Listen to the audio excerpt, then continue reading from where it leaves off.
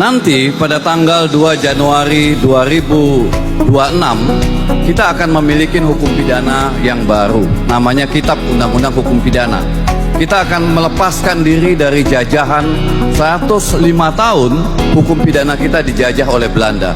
Kitab Undang-Undang Hukum Pidana yang berlaku saat ini atau Wetboek van Strafrecht itu diberlakukan sejak Indonesia belum merdeka, tepatnya pada tanggal 1 Januari 1918. Jadi kita punya hukum pidana yang peninggalan Belanda yang mengekang kebebasan kita ya dalam menyampaikan ekspresi dan pandangan sebagai sebuah kejahatan.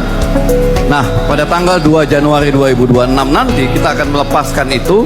Artinya setelah 105 tahun hukum pidana kita dijajah oleh Belanda, akhirnya pada tanggal 2 Januari 2023 yang lalu DPR sepakat bersama dengan pemerintah mengesahkan Undang-Undang Nomor 1 Tahun 2023 tentang Kitab Undang-Undang Hukum Pidana yang akan berlaku efektif 3 tahun kemudian. Artinya 3 tahun kemudian adalah tanggal 2 Januari 2026.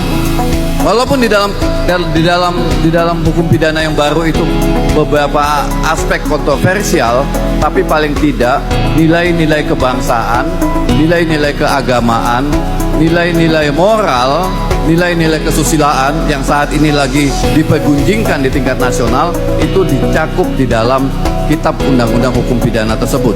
Kemudian juga Kitab Undang-Undang Hukum Pidana tersebut juga melarang penggunaan hukum pidana sebagai jalan akhir, jalan untuk menyelesaikan di tingkat awal.